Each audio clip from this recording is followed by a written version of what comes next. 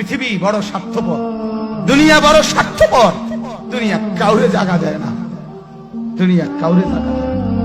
এত মজবুত পাইলিং করে যেই বিল্ডিং বানাইলাম, দুনিয়া তারে থাকতে দেয় না। যা বেটা যা, যা তুই লাথি দিয়া বাড়ি করে যা, কবরে যা, কবরে যা। দুনিয়া কাউরে থাকতে দেয়। দুনিয়া কত ক্ষমতা ধরকে মাটির নিচে ফেলায় দিছে, দুনিয়া কত সম্পদ আলাকে মাটির নিচে ফেলে দিছে, দুনিয়া কত সুন্দরী নারীকে মাটির নিচে ফেলায় দিছে, মাটির সাথে রেজা রেজা করে ফেলছে। আজ আর চেহারা নাই, আজ আর রূপ নাই, আজ আর যৌবন নাই, আজ আর ক্ষমতা নাই। এমন বাদশা ছিল পৃথিবীতে যার হাতের আঙ্গুলের ইশারায় মানুষের গর্দান উড়াইয়ে দিত, যার হাতের ইশারায় উঠতো মানুষ, বসতো মানুষ। আজ বাদশারা নাই, আজ সম্পদওয়ালারা নাই, আজ মালওয়ালারা নাই। দুনিয়া কাউরে থাকতে দেয় না, কাউরে না দোস্ত, কাউরে দেয় না। দুনিয়া দাদারে আমার থাকতে দেয় নাই। আমার দাদারে আমি দেখছি, আজ আমার দাদা নাই।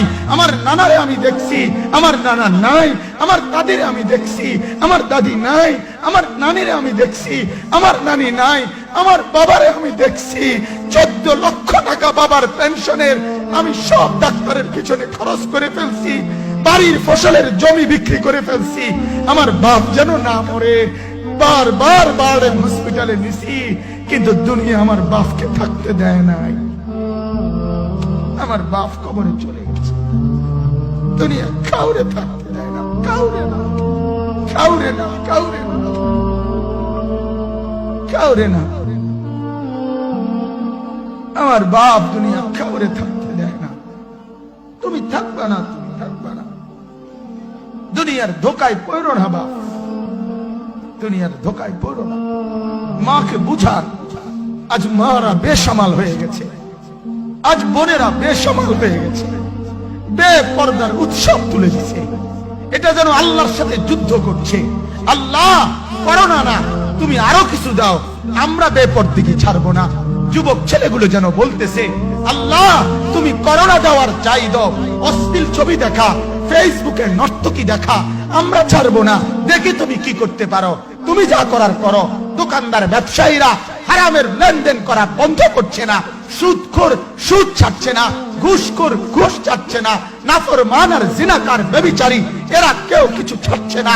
বেহায়ার বেপর্দা নারী তার অশ্লীলতার বেহায়াপনা ছাড়ছে না। মুসলমান তার ঘরে টেলিভিশনের নর্তকীর আওয়াজ তো বন্ধ করছে না।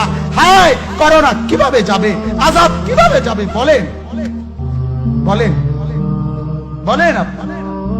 আমার বাপ ফেরাউনের উপরে তো আযাব এতদিন ছিল না, নমরুদের উপরে আযাব এতদিন ছিল না, সাদ্দাদের উপরে আযাব এতদিন ছিল না, কারুনের উপরে আযাব এতদিন ছিল না, লূত আলাইহিস সালামের কওমের উপরে আযাব এতদিন ছিল না, হুদ আলাইহিস সালামের কওমের উপরে আযাব এতদিন ছিল না, নূহ আলাইহিস সালামের কওমের উপরে এতদিন আযাব ছিল না।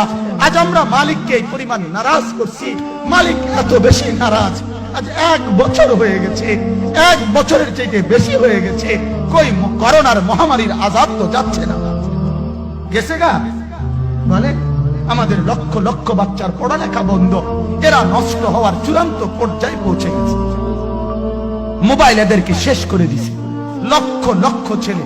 গতকালকে এক মা আমার আত্মীয় ফোন দিয়া বলতেছে, সকাল 10টায় বাচ্চাটা ঘর থেকে মোবাইল লইয়া বাইর হইছে, রাতের 10টায় মা তারে ফোন দিয়া বলছে, বাপ ঘরে আসতি না, ভাত খাইতি না। বাচ্চা তারে বলতেছে, তোমার অসুবিধা কি, তোমার সমস্যা কি? মা এই কথা বইলা কায়দা দিছে যে শোনেন হুজুর কদুর দোয়া করো। এক বাচ্চা, এক ছেলে, সে যদি তার মাকে কথা বলতে পারে, তার মানে গুনাহ তারে এত মজা দিয়া দিছে, ফেসবুক তারে এত মজা দিয়া দিছে, ইউটিউব তারে এত মজা দিয়া দিছে, নর্তকী তারে এত মজা দিয়া দিছে, গুনার দৃশ্য তারে এত মজা দিয়া দিছে, সে মাকে ধমক দিচ্ছে। রাত 10টা বাজলে কি হইছে, রাতের 3টা পর্যন্ত দেখলে তোমার সমস্যা কি? আমার আখিরাত আমি নষ্ট করলে তোমার অসুবিধা কি? আমার জাহান্নাম আমি ঠিক করে নিলে তোমার সমস্যা কি? আল্লাহ আমাদেরকে মাফ করে দেন, আল্লাহ আমার জাতিকে মাফ করে দেন।